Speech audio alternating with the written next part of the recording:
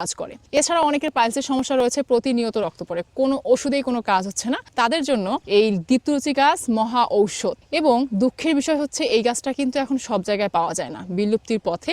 অনেক খোঁজাখুঁজির পর আমি অনেক জায়গা থেকে খুঁজে নিয়ে আসলাম আমাদের প্রজেক্টে লাগানোর জন্য, কারণ এই গাছটা আমার ভীষণ পছন্দ। এই গাছটা আমি রেখে দিব। এটা ঔষধি গুণে যেমন ভরপুর, ঠিক তেমনি এটি সবজি হিসেবেও কিন্তু খাওয়া যায়।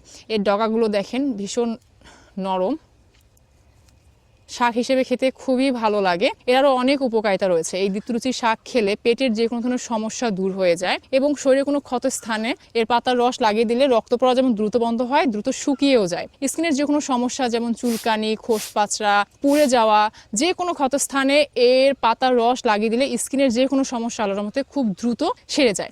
সো এই দীপ্তরুচির পাতা আপনারা বাসায় রাখতে পারেন, 2-1টা গাছ। এটা কিন্তু 1-2টা লাগাই দিলেই অনেক হয়। এবং একটা মজার বিষয় হচ্ছে এর দেখেন ডগাগুলো কিন্তু অনেক স্বচ্ছ, যেমন নরম তেমনি স্বচ্ছ। যে কোনো কালারফুল পানিতে এর গাছের ডগা রেখে দিলে খুব দ্রুত কালারটা অ্যাবজর্ব করে নেয়। আপনি যেই কালারের পানিতে রাখবেন এই গাছটা সেই কালারটা অ্যাবজর্ব করে নেবে। এবং ছোটবেলায় কিন্তু আমরা এই গাছটা দিয়ে খেলতাম, হাঁড়ি পাতিল বা রান্নাবাড়ির কাজে ব্যবহার করতাম আমরা এই গাছটা, এবং বলতাম এটা চিংড়ি পাতা গাছ। সো আপনারা কি নামে চিনতেন জানাবেন। অনেকের